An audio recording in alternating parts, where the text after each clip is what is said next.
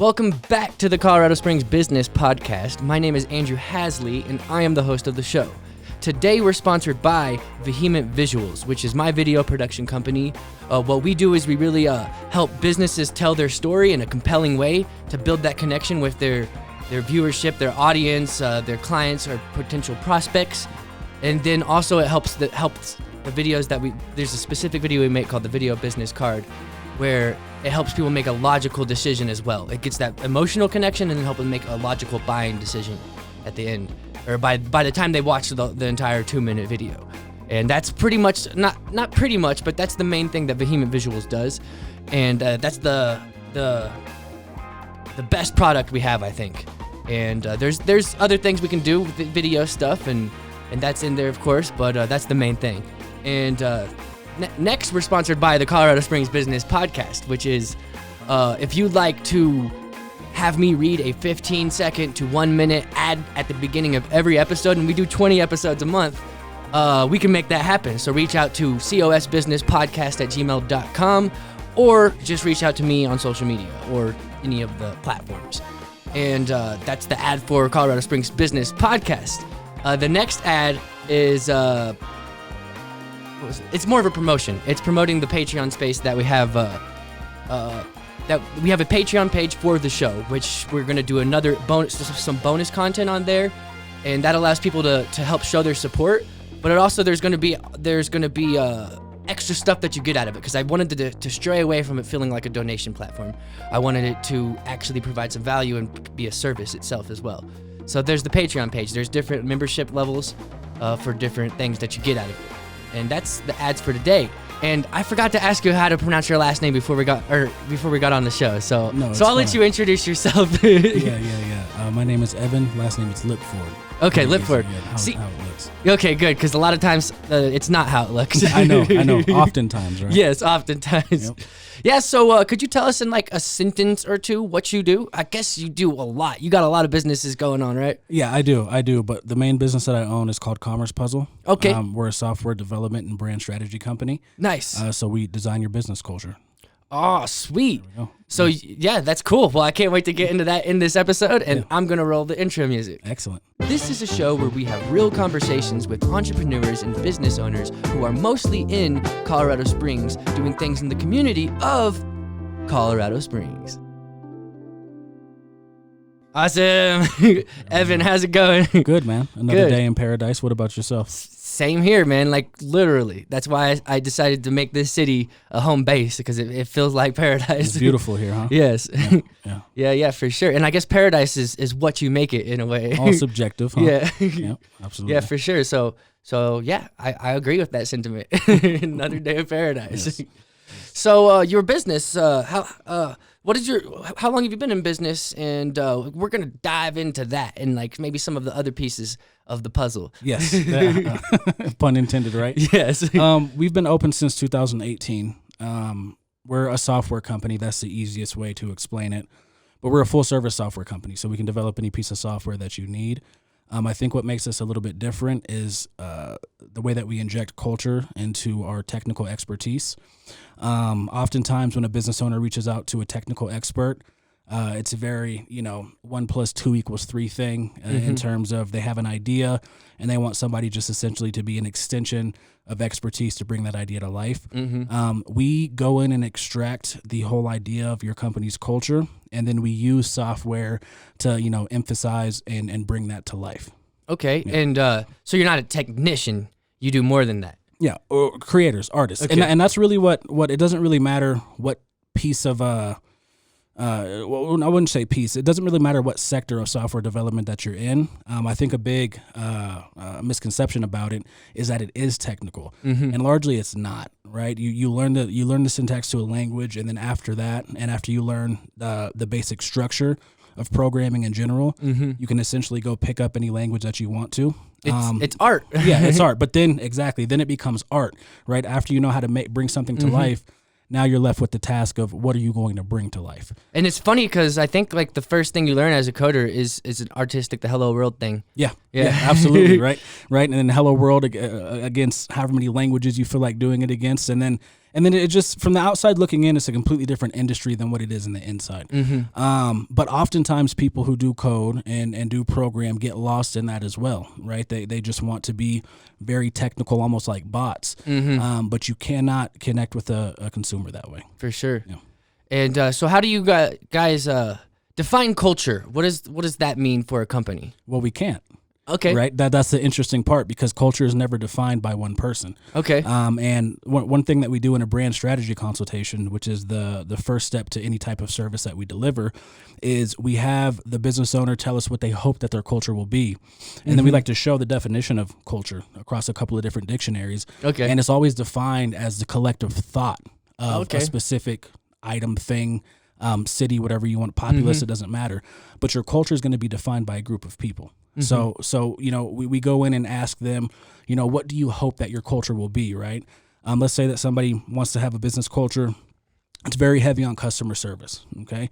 It's hard to communicate that if your software is impossible to use or your website is inaccessible. You're not servicing your customer at that point. So it's largely defined by a group of people, and our job is to just find out exactly what the business owner hopes that their culture can be, and then construct some type of technical method to get that done. And so what's some examples of culture? I think the company that I'm releasing the premiere for later, and this is going to be released after that. So fortunately, this isn't a plug for that, right? But that they've defined their culture as like they got like a nerdy kind of culture. They got like rocket. All their trucks are named after rocket ships and stuff like that. And they kind of got this like space, and it's called Planet Duct. Right. So it's like they got that kind of culture. Is that culture? Yeah, that can definitely be a company culture. Again, culture is experience, right? So what they would hope to do is build that up, that platform or that system or that company. And then if somebody else comes and joins in, or somebody is a consumer of their product or service, they want them to feel that, right? That's the whole point of culture. So it's always going to be decided by the people who are working with you, for you, or purchasing your product or service. So definitely, that can definitely be part of your company culture. Nice. And so I was just thinking, applying it to the Colorado Springs Business Podcast, I'm sure color plays into a lot of it as like a brand in like really getting that feel. Blue is very important for this show. Like it's just how I've branded it, and you know that's just important for a company to have like brand colors as well, I think. Yeah, absolutely.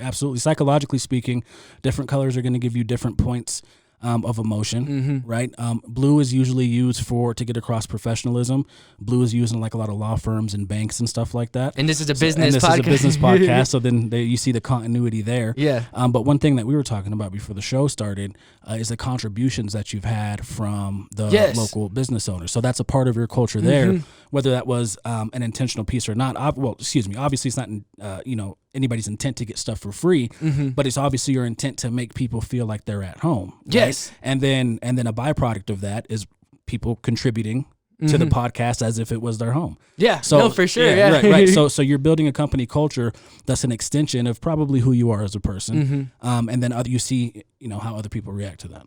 Yeah. And I think it's a community-based culture for this podcast. Cause I mean, it needs people. Right, absolutely. Well, I guess all businesses need people for the most part. Yeah, absolutely. And the contributions that have come to this show don't get here by saying, hey, we're a community-based podcast, what can you do for us? Yeah. They come and they feel that this is a community-based establishment, so then they get the feeling of, hey, let me contribute. Let me contribute. So yeah. And that's why I knew it was an important piece for the company culture to, when I got the idea to get a location for it, that it needed to be downtown Colorado Springs.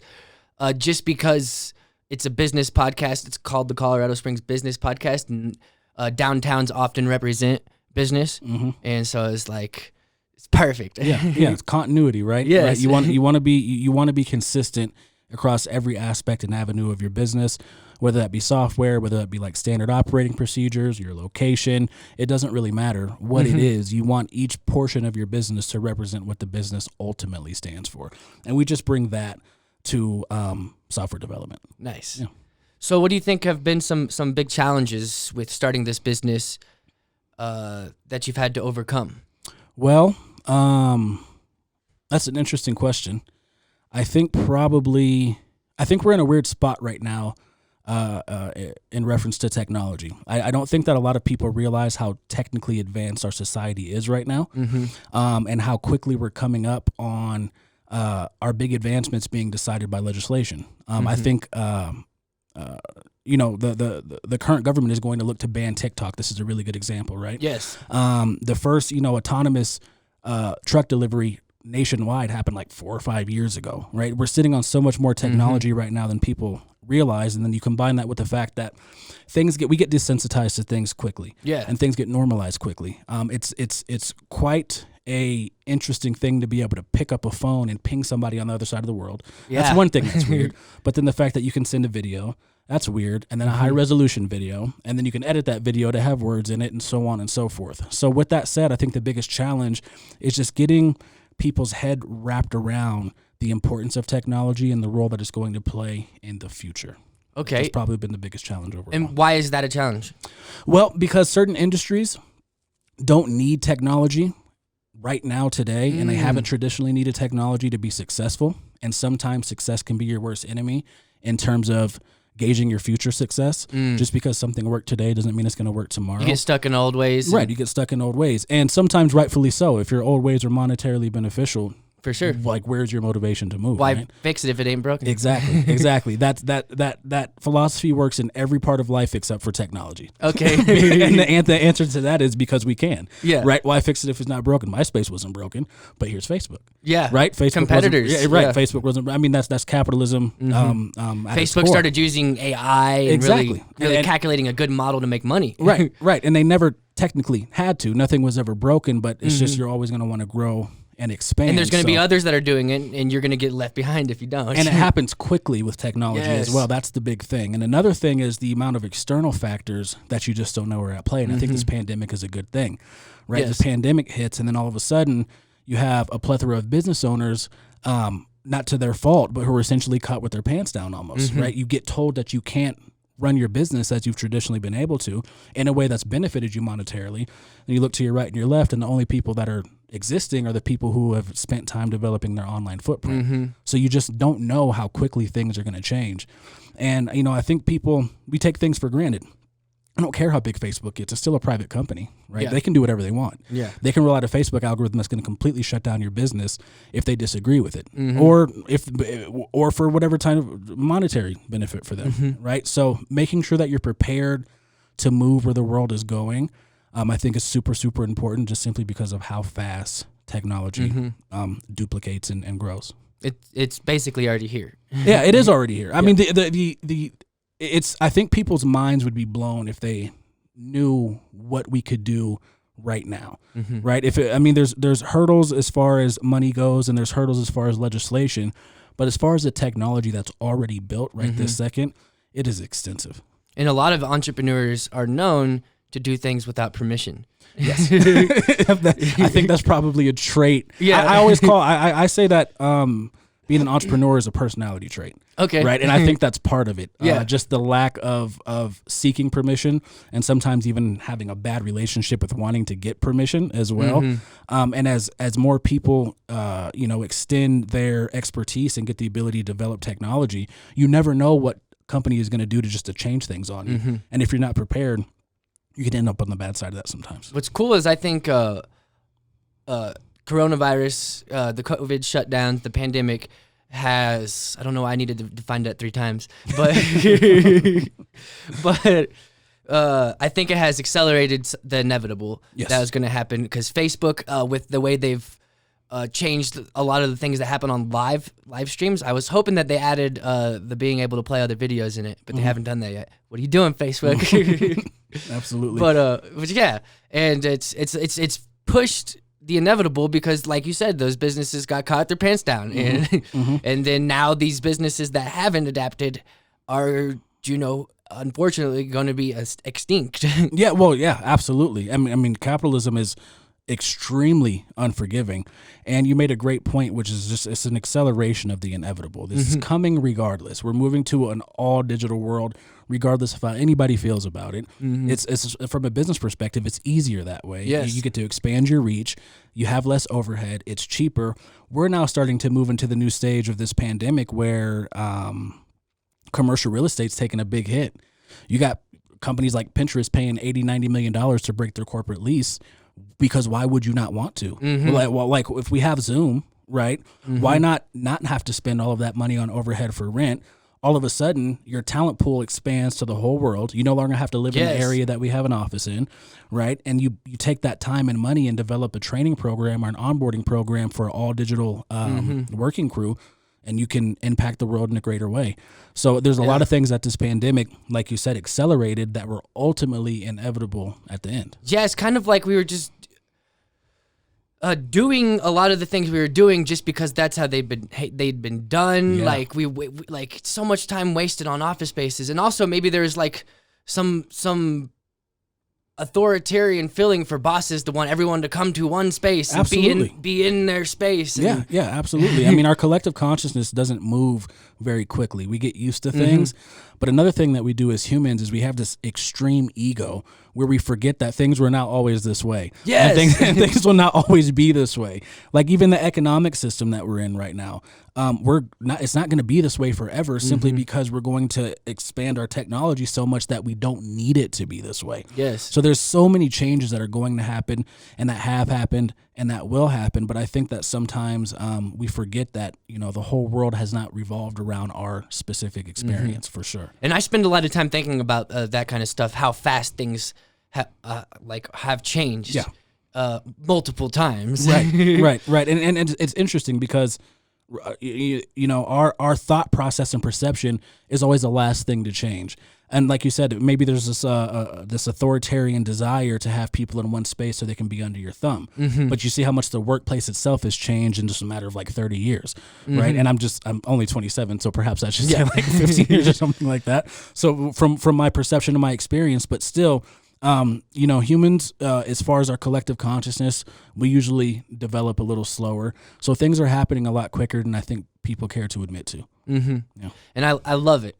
yeah, me too. I love the change, and I've always looking forward to the future. I'm actually sad because I'm going to miss a lot of things because I want to see the solar system colonized. Right. And I don't know if that's going to be within my what do they call that, life capacity? Well, it very well may be. Yeah. I mean, it just sounds weird, right? But you look at Elon Musk and what he's doing with Neuralink. Okay. Yeah. And then I mean, they just had their another premiere. It was really for purposes of recruiting. They're trying to get more employees that are really highly skilled to work with them. But this is something that's a chip that's going to go in your brain, right? Yes. It's going to be, you're going to cut out pretty much a quarter size hole in your skull, put this device in there. There's going to be wires that work with your neurological system. Yes. And that right there is going to prevent a whole lot of things that we usually have issues with. Yes. Alzheimer's and all kind of stuff like that. And to the point where you could literally sever your spine and then gain the ability to walk if you had this machine, right? So our lifespan and how much it's going to extend, you never know. If you can stick around for 50 more years. I didn't consider that. Right. If you can stick around for 50 more years, the average lifespan at that point may very well be 200, 300 years. And maybe instead of going out, I'd like to think we may even go in with virtual reality. Yeah. Like we don't even need a call. We could go anywhere or create our own and reality. that's already here. Yeah. That's already here. Yes. It's just not. In a way, it's just not there. Right. It's just not to that extent. But again, a lot of times that's by choice. It's not because we lack the technology. It's just that there's not really that huge of a monetary motivation to develop this VR system that's going to make you feel like you're in space. That's a very niche thing, right? But as the economy continues to evolve and things continue to change, the likelihood that somebody is going to be interested in developing that continues to grow. It's all about money.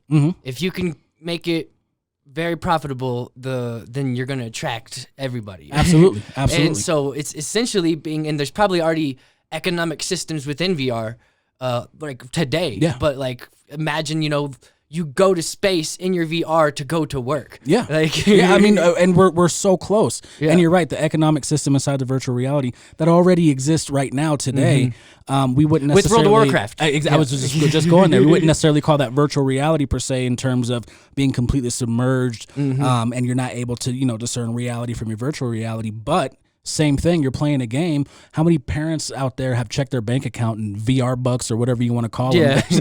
I bet they feel like there's a very real economic system when their children are spending. Well, what's cool is you can design things in World of Warcraft and sell them. Yeah, and just, exactly. It's already there, and then we're very quickly going to. And that's software designing. It is. It's software designing. We're very quickly going to get to a point where you are trying to decide what's more fun to be in, virtual reality or just reality as it sits. It starts to get very matrixy. It blends the line because even though it's virtual, it's still reality. Right. And then you get to the question of, okay, well, what is reality and what is perception? Right? Hallucinogenic drugs are like a great example. Somebody takes something, it doesn't really matter what it is. They see something, they experience something, they feel something. They have a hard time, obviously, when they're under the influence, deciding what reality is or not. But even after that, any type of come down, it can change you forever. And if you ask somebody what their experience was, and then how they would describe that reality from real reality, and then that line is super thin, if even there at all. So there's a lot of weird things that are very quickly on the horizon, and I think that we're seeing the beginning of it, right? Because if Elon Musk is successful, if we can extend our lifespan even 50 years. Right, that's massive, especially in terms of how much technology can develop in those 50 years. And 50 years it is a long ass time. Like, super long time. It's double of what my entire existence is, pretty much. Yeah, it's a super long time, and it's a super long time when it comes to the development of technology. Oh, yes. Because it's exponential. The Moore's law doubles. And well, that's different than exponential, I think, Moore's law. But yeah, it is exponential. Like Moore's law is going to break down, and it's definitely going to start to be exponential. But it's just we're on like the frontier of a whole new world that I think a lot of us don't really think about. And to kind of bring some technical aspect into this, right? When it comes to developing software, I think that there's a common misconception that a human has control over all of this stuff. And that's just not the way that it works. You can develop an algorithm, and then that algorithm will run, and then you can give it. So basically what happens is an algorithm will just, to simplify, it would be like a method of math. Okay. So we'll say, okay, we have this parameter and this parameter. Well, this parameter can be the color red. This parameter can be the color blue. And then you can develop some software that says, well, if you mix this much red and this much blue, you'll get this shade of purple. Okay. But the issue is, as you start adding more and more parameters, it becomes impossible to keep track of these giant systems with one human brain or even a million or a billion. So we've already seen companies like Facebook develop artificial intelligence and literally have to shut it down because the AI developed a language of its own. That's already happened. And before. It was talking to itself? Yeah, and we can't figure out what the hell it's saying. Oh, wow. Right, that's what happens. We don't necessarily have control over all this stuff. We build the algorithms, and then the system will kind of go and take a mind of its own. And there's differences between artificial intelligence, machine learning, and deep learning. Artificial intelligence is unbelievably easy to install, something called narrow AI, and that's just like a chatbot. Right, that's a chatbot on a website. Right, you can go in, you can build out this chatbot to give specific responses to specific sets of input. Right, so you're adjusting the output to the input, and that right there is narrow AI. Okay, machine learning will be a step up, and then deep learning will be a step up. Okay, machine learning is going to be able to alter the parameters to produce something that is not necessarily what was put into it. And deep learning is going to be able to decide what parameters to put in and create them on their own. So to put that into perspective, right, if we have a system and we're trying to make the color purple, right, we have red, we have blue, we mix them together, it makes purple. And narrow AI, it just takes red and blue and mixes them in. Machine learning will take red and blue, mix them in, and then it'll look for a way within that red and that blue to optimize that process. And deep learning is going to go ahead and pull colors from the spectrum that we can't even see or don't even have any knowledge of, and then start creating these hues and colors of purple that we just can't even fathom. And then beyond that, maybe decide that it wants to create another color simply because it likes the color purple. And these are things that we just can't control. For sure. Right? Yeah. And programming it to start altering its environment is when things get really scary. Exactly. Because the way that it works is the output, right, is going to be completely produced by the external input. Okay. So if we start to create something that we want to be able to react to the environment, what happens when that environment changes, right? Well, then obviously the action of whatever robot we created is going to change equally. So then you start to get an area where you just don't really realize what's going on. So that's why we see things like AI having to shut down bots because they're creating a language that we have no idea what they're talking about. Yeah, that's crazy. Yeah. It's here. Yeah, it's cool and scary. Yeah, it is cool and scary. But I mean, Elon himself, he's terrified of artificial intelligence. Nobody's listening to him currently. Yeah. And he's taking a very hard stance on it. He thinks that we should very heavily legislate exactly what we should even try to do with AI because of how quickly it can get out of control. And it can get out of control so fast. For sure. so fast. And it will. And it's going to happen because all it takes is some kid in their basement that has figured this out. Yeah. Eventually, once that can happen. And it often is a kid in their basement in some way, shape, or form. I think a lot of people, you think maybe it's going to be a government agency. No, not necessarily at all. Not necessarily at all. It can be a kid in the basement that can build something extreme that can take off and essentially, produce a mind of its own at some point. And these are things that are on the horizon. These are things that are definitely going to happen. Because you just got to think, what if Facebook didn't shut down that bot? What if Facebook didn't shut down the AI that was still running today, right? What would happen? Nobody knows. Maybe good, maybe bad, maybe something in between.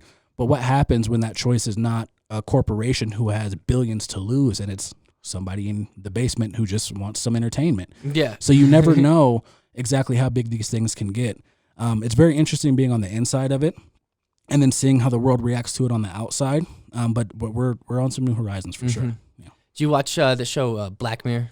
I don't watch much TV, actually, at all. I've seen it before, though. Yeah. And I've seen a few episodes, and I think that it's probably a decent representation of some things that could possibly happen.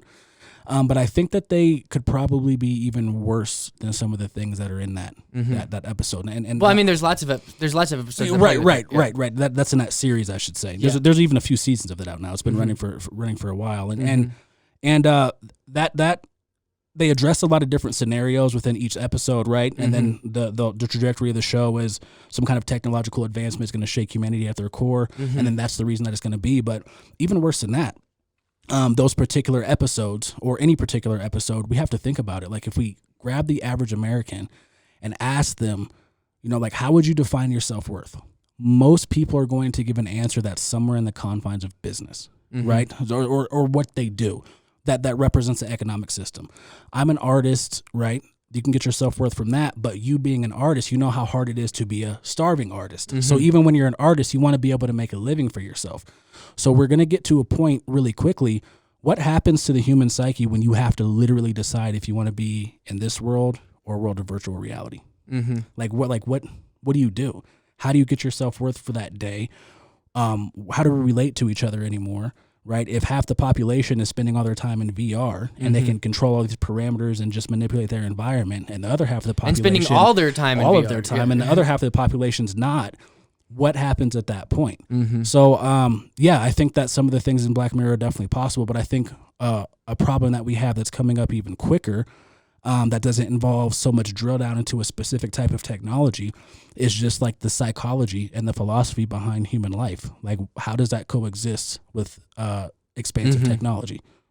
Yeah, and that show actually, I think there was a specific episode that gave me an anxiety attack. I bet. Yeah, that show's pretty that those kinds of questions actually do scare me. Yeah, they should. Yeah, they scare me. They should. I mean, they really should. I mean, we've been, anatomically human for 200,000 years, right? So we're coming up on a time where we have to redefine 200,000 years worth of thinking, and everything is going to change, right? Everything's going to what would you for you, for example, what would you do today if you didn't have to worry about paying any bills, you didn't have to worry about building this business at all, right? And there was no one left to buy your art, or there was not even a reason to necessarily create art in the way that you create it. What would you do with your day to day? That's interesting because I don't know. I don't either. I don't either. Yeah. And we like to think that, okay, well, I won't change that much, but we will. Well, I mean, we'll have to, because art, especially, is a great example. It's a representation of our emotion and our feelings. What happens when our emotion and our feelings are completely different in a way that we can't fathom? And what do we do? What happens when the AI creates the art for us, and we don't even have to create the art? Right. And then what so do you spend your time doing? We watch movies all day. Yeah. What do you spend your time doing? How many times can you hike the same trail without getting bored? You know, and it just becomes... You surprised Palmer Park, I'm there every day. There you go. And it just becomes this and it doesn't necessarily have to be, you know, like the super pessimistic situation, but there's just a lot of thought that has to go into it. A lot of people in jail, they do push-ups. Yeah. They do sit-ups. Yeah. Because jail kind of does that for you. It strips everything that you can do pretty much. Right. They give you some options. But. Yeah, absolutely. And then you'll have to kind of come up with what you can do, you know, based on your environment or based on what you know. So there is optimism in all of this stuff as well, right? Maybe all this stuff will turn out to be great, but I think that we as, you know, a community and humanity have to really start thinking about how much this is going to impact our everyday life and how we function as human beings, because it's going to change dramatically. And I think it's going to change dramatically in our lifetime. I think the world 50 years from now is going to be something that you cannot recognize. I mean, 50 years ago, you could even argue that you won't recognize it today. For sure. The internet? Yeah, exactly, for sure. I mean, you look can talk to people on a video on the other side of the world. Yeah, but look at how that ability has changed communication at its core. Communication, and it doubles. Right. And communication as an essence has changed. Humans don't communicate not using the same method, but in the same way anymore.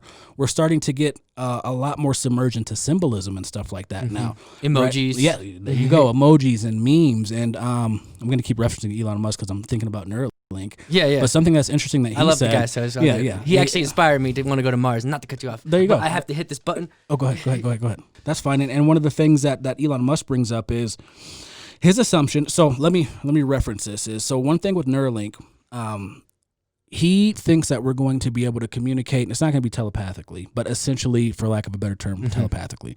And we have to think about what the process of communication is.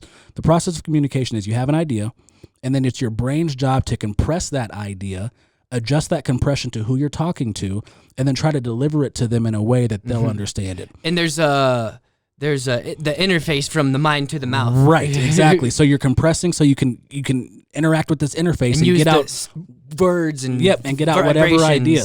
And the amount of compression that has to happen in reference to your original idea is massive.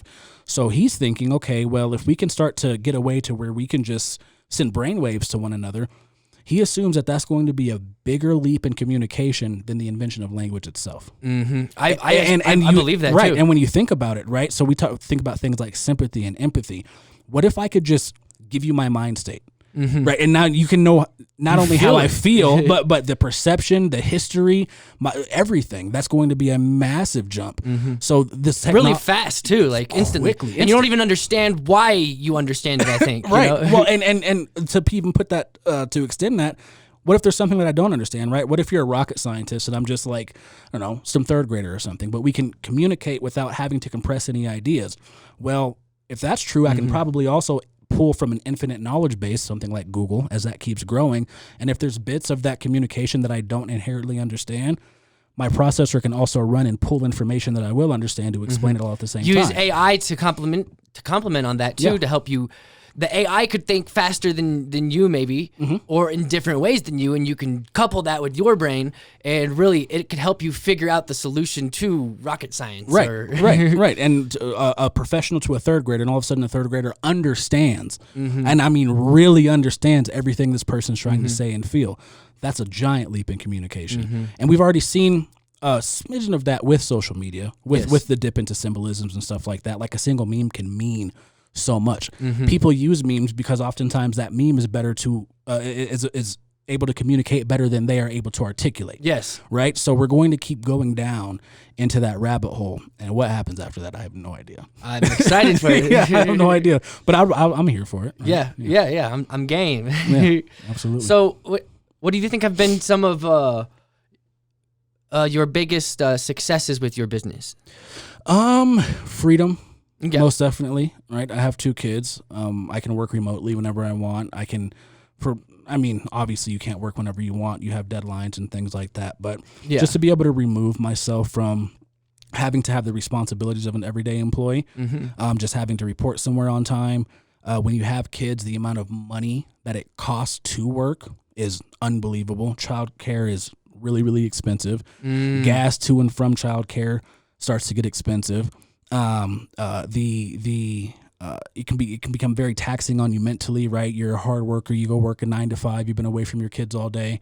You go pick your kids up, and then now you have to go be a mom or a dad after you're already absolutely exhausted from working a full day's worth of work. So just freedom and opportunity to be able to experience my children and be in their lives and kind of be present. That's the biggest success. Nothing else is even close to that. When you asked me that question about what would I do if I didn't have to do all of this, which brings me back to that answer, because when I started my own business, it feels like that level of freedom I was doing what I wanted without having to do anything that I didn't. Close enough, right? Yeah. Right. There's obviously you have to do things that you don't necessarily enjoy, but largely you're freed up. You get to do what you want without having to work around doing something that you just need to do for a paycheck. I can go to the mountains or go to Palmer Park when I feel like it. Yeah, exactly. And of course, by creating this podcast 5 days a week, I gave myself a job. Right, we were talking about that before the show. It's a big responsibility. Yes, but even still, there's a core piece in there that you mentioned when we were talking about that, is the amount of people that you get to meet. Right? Yes. Like you seem like a very eclectic, like to talk, kind of like to be having a good conversation and get submerged in another individual. This provides you the opportunity to do that. Yeah. Right? And this was your own idea, so that you got to chase. Not that there's anything wrong with working or being an employee. Sometimes that fits better for people's personality styles. I am a terrible employee. It's hard to be an entrepreneur. It can be scary. Yeah, it can be scary, and that's why I think it's a personality type. I really do. I'm such a bad employee, but I'm a very, very good creator. I pride myself on striving to be the best boss that I can be. My issue comes when I just lose the ability to be spontaneous. Right? Like, what if my daughter wakes up one day or my son wakes up one day and they want to go to the mountains? Me having just at least the option to be able to make that work is everything for me, right? Compared to just not having an option to do it at all, unless maybe I have to call off. But then you have the whole psychology of that. You feel like you're failing. You'd be scared you're going to get fired. So freedom, hands down, my biggest benefit of business. What were you doing before? Well, I was a bartender before. Nice. And before bartender / personal trainer, my first business, I thought about getting into personal training, and I started. I quickly found out that isn't something that I had a passion for. Yep. So then I kind of went back to technology. My dad's an IT tech, always has been. So just growing up around technology, it hasn't been as intimidating as it can be for others. So yeah, I was a bartender / personal trainer, kind of trying to find my way, think about what I want to do, and then I fell into tech. How did you get in Colorado Springs? I moved here. I was homeless, actually. Okay. Like 10 years ago. Yeah, about 10 years ago. When you were 17? Yeah. Well, I was homeless. Well, yeah. Since I was 16, pretty much. Oh, okay. Right. Since I was 16, pretty much. So, my dad moved to Colorado Springs years ago, maybe 7 years ago, and I'd come out to visit him and stay with him for a little bit before I went to live in North Carolina for a bit. So I just got to taste the city a little, and the economy brought me here. Colorado Springs is cheaper than Northern Colorado by far. So I just decided that this would be the best place to be. You said you were from Northern Colorado? I'm from North Carolina. Okay, I thought you said North Carolina. I'm from North Carolina. Those words sound similar. Yeah, from North Carolina, but spent a lot of time in Northern Colorado. Okay. The Boulder County area. After that, the Denver area. Then went back home to North Carolina for a little bit, then came back out here. But yeah, it was cheap, right? I had a friend that was down here. And I was able to go stay with them and kind of get back on my feet and stuff like that, and just kind of crawled myself out of the pigeonhole. If you wanted cheap, you should have went to Kansas City. Yeah, I don't want that cheap. I don't want that. I don't want that cheap. And the reason the cheap there is like the hood. Yeah, right. But I mean, even the nicer houses, just the housing market is cheaper altogether. Yeah, and I should say it wasn't just the economy; it was a mix. It's the cheapest place in Colorado. So I wanted to be in Colorado. The cheapest place. Let me before people are like, no, it's not. That the has a good cheapest place community. in Colorado that has a good community and enough people to grow in. Yes. So when you combine all of that, that concoction is what made me settle in Colorado Springs, and I love it here. I'll probably be here for a very long while. Yeah, I can say I can't put a specific number on it, Right. but I know that I like it here and I'll be here for a while. Yeah, I love it. I mean, I made a podcast that's called Colorado Springs Business Podcast. Right. I'm right. not going to go do that in New York. I like it. Yeah. Compared to Northern Colorado, this is, it's a military town, so it's not necessarily going to be the same. But I think that there's going to be, coming up in the near future, a whole lot of growth in tech here, which is great for me. Yes. I think that this is going to be a good place for me to invest in real estate, so that's really good for me as well. And there's it's a good place to raise a family. Like, my kids like it here, so I don't, why go? Why leave? Yeah. No. I had a question, but it just disappeared. They do that sometimes. Yeah. They do that sometimes. Yeah. I will say, to add to that, you asked me, what my biggest benefit of business has been, or what I'm most proud of. I think that also it's given me an ability to give back to the community, which is something that I really, really, really like and enjoy. That's something that I was doing before business, but with the connections that I've made in business, I can expand my reach tenfold of what I was able to do, when I was just like bartending or something like that. So that's where I get a lot of my personal joy. Like, I'm a thinker. I like to think. I like to read, and I like to give back and spend intimate time with people, having intimate conversations. That's what makes my life worth living.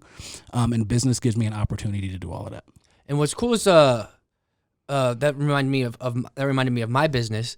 I like to work with businesses who have good intentions like that. Yeah. I like to do that specifically because I know what I can do can help them grow. Yeah, absolutely. And if I can help them grow, then they can help their more impact, people grow. Right? Their impact is going to, and that's a big move, right? Conscious businesses are in, and as they should be. Yes, as they should be. But it's important to be able to give back.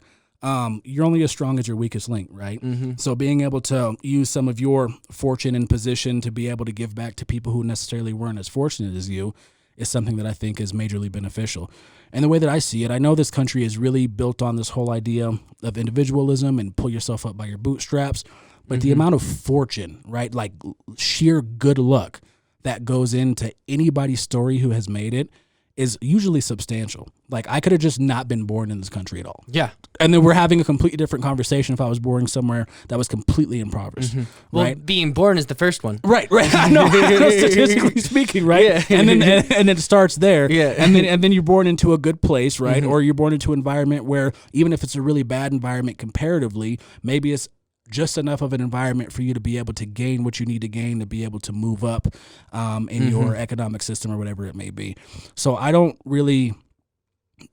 I can't toot my own horn that much for my own success because it very well could just not be what it is today, right? So I think always feeling like that makes me always want to help somebody out because you never know, right? You never know. There could be the mind of the next Elon or Bill Gates or something like that, and they just don't have enough of a positive environment to be able to nurse that mind. So what if the help that you do provides that opportunity, and then, a flower blossoms? For sure. So I love helping. Yeah, same here. I was just thinking, I've been playing with this pen in my hand this whole time, and this button has the power to stop that recording. Ooh. And I hope I didn't do that. Okay, good. Good. If you saw me kind of like my mind wander a little bit right there, that's what I was worrying about. No, you're fine. You're fine. All right, cool. Because I was thinking, dang, that would suck if that happened. Yeah, you're good, man. All right, cool. Well, is there anything specific you'd like to promote today? Oh, not really. No, Okay. I own it. I own way more businesses than one, right? I own a cleaning business. I own a real estate investing business. I own a cookie business. Cookie or cooking? Cookie, a dessert business. Okay, A nice. local cookie delivery business. But I just don't really kind of care about all that stuff that much. It's just business, right? Yeah. Like I need to make a living. I don't really care how much money I make. I'm in that same boat. Yeah, that's all fine and dandy. I'm not, as much as I'm involved in business, I'm not really a fan of it, right? Okay. So if it's a necessity. And my company is great and we're growing. We have clients nationwide. all the way from corporate clients to local businesses, and we apply ourselves and we do a great job, but that doesn't mean that that's the highlight of my life. Really helping people and reading books is like the biggest thing to me. It's just, and being a father, right? Right. And then being a good boyfriend to my girlfriend, and all the stuff like that. That's where I get my enjoyment out of. So if I was to promote anything at all, it wouldn't be business. It would just be community stuff that I'm working on. I'm building a bunch of little libraries to go across Colorado Springs right now, building 32 of them. Teamed up with Generation Wild and Royal Rustic Customs to help the first round. Generation Wild helped fund the first round. Royal Rustic Customs is helping build all 32. We're building 8 per month. How do you get the books for them? Donations. Donations are fine. Donations are fantastic. Purchase them if need be for my company. The library, Pikes Peak Library District has offered to help. Nice. Donate some books as well. So it's a real community-based project. The news has come out and covered it a couple of times, and all that stuff has been fine and dandy. But it gives me a chance to get literature out into the community, right? These things hold about 70 to 100 books a piece, depending on how thick the books are. So, you do the math on that. I get a chance to get 3,000 books to the community. And I should say that we're focusing on the southeast side of Colorado Springs because they just don't get as much love socioeconomically. Nice. So that would be the only thing that I really want to promote. All the other business stuff is, you can find us and type in Commerce Puzzle will come up. But, nice. Sweet. Sounds good. How did you get on the news? For the method, or like a method for like a business owner who maybe wants to promote their stuff. So again, community based, right? Yes. So there's a group called the 411 for 719. I think that's what it's called. And I just posted in there that I had this project going on. Okay. And that I was looking for people to donate some books. And then somebody from Fox 21 News came and reached out. Nice. And then somebody from KOAA came out and reached out. But to give people an idea, because I spoke to both journalists, and what they've said is technology is drastically changing what they do and how they do it. So these journalists are like looking for community-based groups on Facebook where people communicate, because that's a really good place to mine stories from. Because you have everybody in the community being involved and asking for recommendations or whatnot. And I've seen a lot of things that are on the news in this city birth there. Nice. Yeah.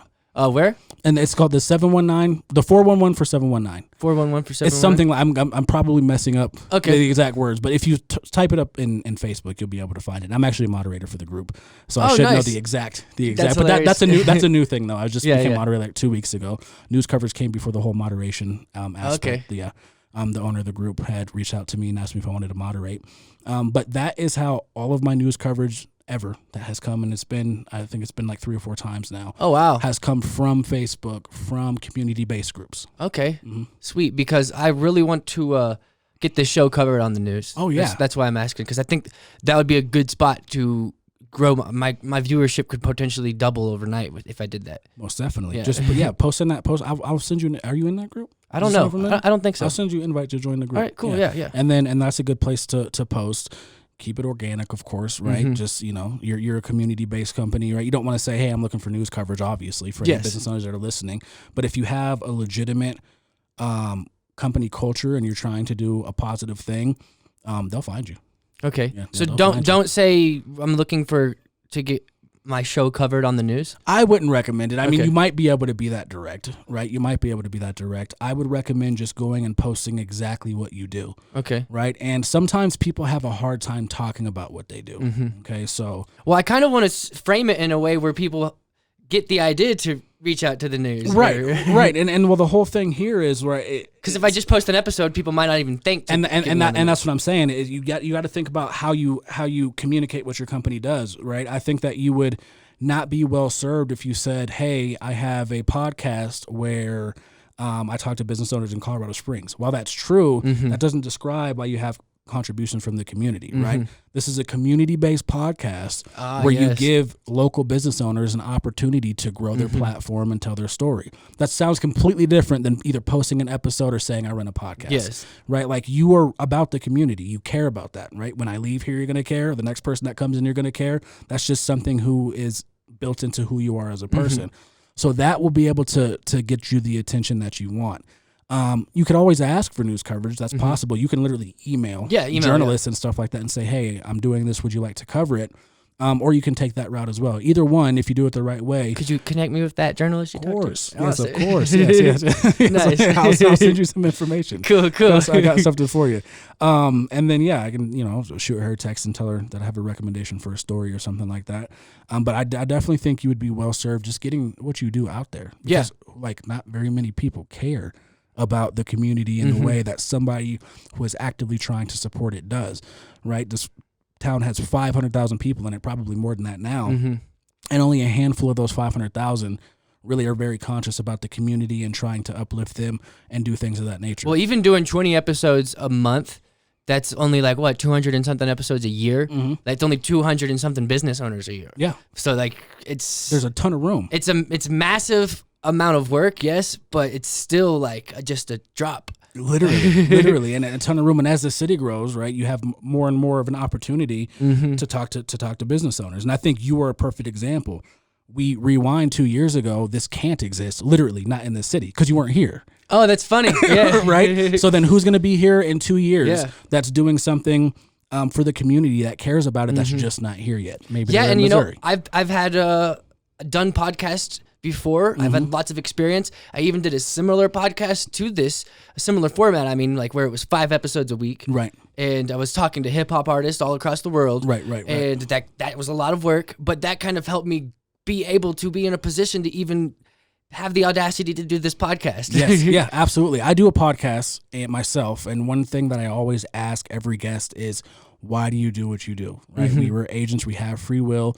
Why are you not just doing anything else? It doesn't matter. If you're helping the community, why? I always ask them why.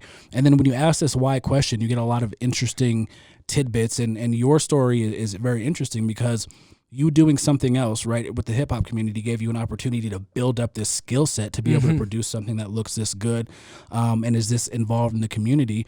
And now you're using all of that skill to focus back in on the community when you could just not. Yeah.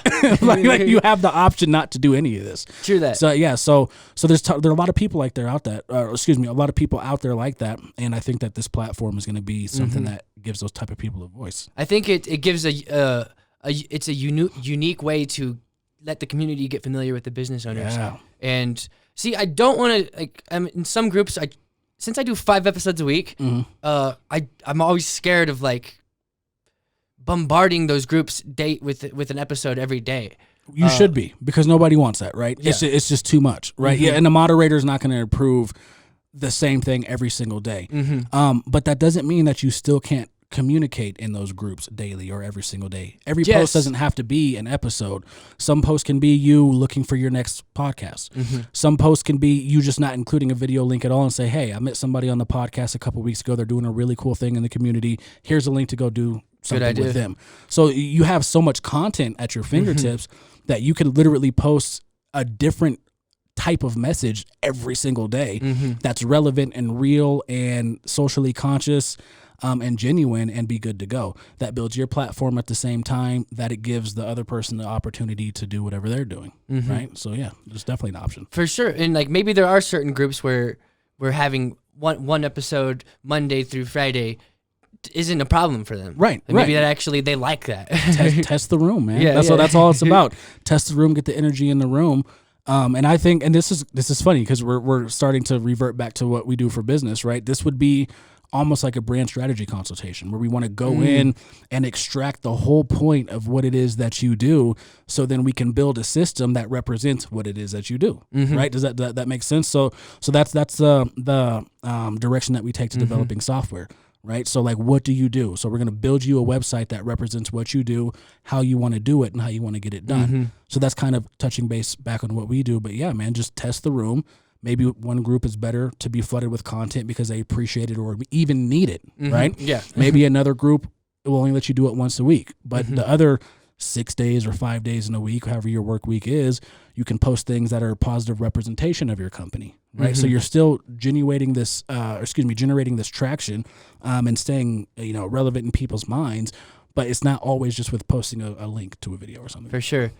Maybe because a lot of the groups I'm in are business groups, maybe even take a picture of my brand new business card and be like, we got a new business card. That's it. And what's cool is it does have the the culture or the message that I'm trying to get across right on the business card too. So it's like, I'm actually going to read it.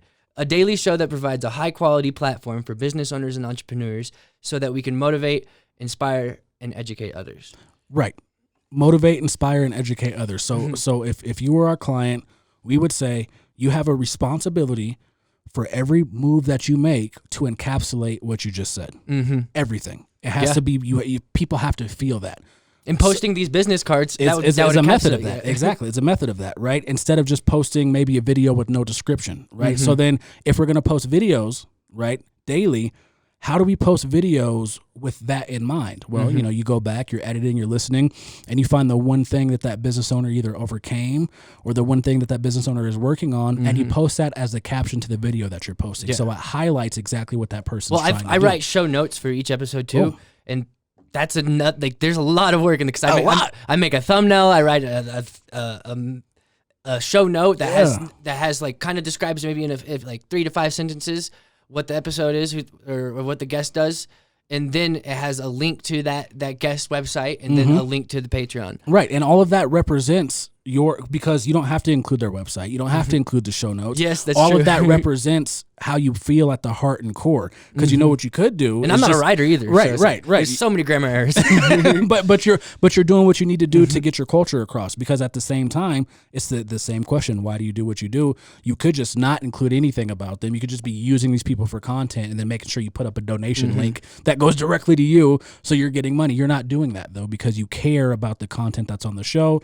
You care about the words that are coming out of these people's mouths, and then you're also trying to highlight that after you record and edit the video and post it up. That stuff will show, and it does show in the long run for sure. And I really want to be doing 4 clips a day from each episode. Yeah, because those clips help the I almost said client, help the guest have even more promotional pieces of content, because some of those clips that I cut are like exactly what the business does, or maybe they have a new product that I cut that clip. Now they can use that clip and share it, and now they have a high quality, professional looking piece of content that they could use for free. What is your email? It's andrewhasley@gmail.com. Andrew, what is the business email here? COS Business Podcast @gmail.com. So it sounds like somebody needs to email that and be an intern, right? Right? Well, I have a couple interns in the works. There you go. There you go. It sounds like that's where you're at. It sounds like that's where you're at. Get an intern, make that possible, right? Well, I was paying someone $15 a day to there goes all my interns. No, I'm just kidding. That's funny.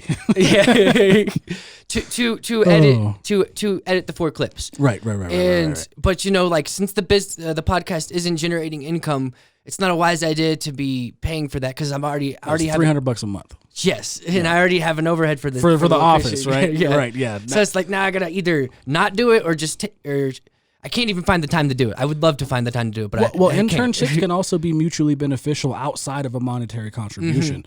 You can trade. We do this often, by the way. If anybody ever wants to trade, it doesn't matter what it is. If you want to trade something for some software, I'm always into it. I'm always down for it. Yeah. I love bartering. Yeah. But you can always trade your skill set, right? And instead of having to pay somebody, you can have somebody come in, and obviously as long as it's done in good faith and ethical, you can have somebody come in and say, hey, trade me your labor and I'll trade you my time in order to teach you how to do something. Maybe they need to be taught how to run these cameras. Maybe they need to be taught how to get into videography. Editing. It doesn't. That's editing. One of the interns. It's one of my one of my recent guests. Their son was in the office too, who's 17, and they said that he would be willing to. He said that he would be willing to. Sorry, my bad. No, you're fine. He said he'd be willing to intern. Yeah, as long as you. deals can be made outside of and oftentimes that's the whole idea of bootstrapping, right? You gotta figure it out, right? Okay, so software that I need. Yes. I tried to look it up. There's a few of them out there, but they're not that good or too expensive. I for a second I thought that maybe I might be creating something right now. But then I was like, someone's had to have done this before, and I'll get to that. And you familiar with OBS? Yes. It's open software, so you can write code for it. Right, open source software. Yeah, open source. And it's what's cool about that. What I need is this has one input, this has one input, and when this reaches a certain decibel, to trigger camera 1. And then when that reaches, when that one's hot, active, has input coming into it, trigger camera 2. Right. And that way, I don't have to go in the editing room and switch the cameras. It'll automatically switch based on who's speaking. I had that idea because I'm like, well, Zoom does that. Zoom will automatically switch based on who's speaking. I was like, that can't be too far-fetched, but really there hasn't really been a need for it to really be developed. I don't even think OBS has it yet. Yeah. No one's really developed it yet. So I do need that developed. Yeah, I mean, if it's open source software, you just have the opportunity to go in, create a module, inject it into the code base, and then it does what you need to do. Obviously, the process for that will be dependent on what language that's written in, how often they update their software. So you need to make sure that whatever module that you create to work and coincide with that software is synchronized throughout all kind of updates. But if you are using any type of open source software, it doesn't really become a question of if it's possible. It's just how and how much. That's really all it is. That's really all it is. Yeah, No, it's for definitely sure. possible. Yeah. So that's something that I'm looking into because I could have a switcher right here and switch it automatically during the episode, but how am I going to focus on the guest? Right. When I'm worried about when the screen's on, what if I forget? Or what if I'm too deep in the conversation? So it's like automatic or have an intern to be on the switchers. Yeah. And that's what most people do. Traditionally, there hasn't been a need for like a one-man band video high-quality podcast. So it's coming, though. It's coming. Yes. The need is coming, and you're right here. You need it, right? Yes. So the need is here, and it's coming. But yeah, if the software is open source, there's literally nothing stopping you from being able to implement something like that. And maybe I just didn't look far enough. I think maybe someone might have done something similar for OBS. But like I've spent like 30 minutes to an hour trying to find it. Where are you looking? Internet. Do you know what sites? YouTube, the Google, just sites like Stack Overflow and GitHub, which are sites that people they distribute something called a repository. You can distribute your code on there, right? So people solve all kind of software engineer problems and ask all kind of software engineer questions, and you get all kinds of software engineer answers on there. So it's like Google, right? Stack Overflow, GitHub is like Google for software development issues. Okay. So you might benefit yourself by looking there. Okay. All that stuff is not necessarily going to pop up on Google per se. If you just type in, hey, how do I solve this problem with this open source software? But if you hop on those websites specifically and then put that information in there, you could probably either find an answer or at least somebody who has found a workaround or is working on something that may be a workaround. Yeah. Because there's a piece of hardware that does it, but it's like $500 or something like that. Right. And then I think there might be some other software. I gotta hit this button one more time, and then we're probably gonna wrap up. Yeah, no problem. So it's not even necessary for it to shut off at 30 minutes, but they put that in there. It's like one of those things they put on the cars. Governor, yeah. It's like a governor. Yeah, that's not good. Yeah. So I mean, there's a way around it. I can actually connect the Wi-Fi straight to OBS and just capture the screen, and it'll stay on for more than 30 minutes. Yeah. And that's one thing I want to do, because if I can feed all my footage into OBS and have it automatically switching, I don't really have to edit. do you have with doing these things 5 days a week? Do you have time to be able to solve those issues? Exactly, that's the problem. Right. You might want to you might give yourself a week off for construction. Brick and mortars do it all the time. Yes, we are booked out for the next 2 weeks. Yeah. I mean, maybe it doesn't have to be anytime soon, but close for renovations. Yeah, right. Just because there's a whole bunch of tech in here doesn't mean you don't still need to renovate and optimize. So business owners as well, don't be scared to take a second and reorganize and benefit from your growth, because you got to plan for success, right? Just as we plan for failure. And you're needing to do all of this stuff, right? You're thinking about all this stuff because of the success that the podcast has had this far, not necessarily because of the limitations that it has. You know what you want to do, where you want to go. So, and I say that because sometimes we as entrepreneurs, we get this like this guilt trip for taking time off. I know that I do sometimes. Oh yeah. Yeah.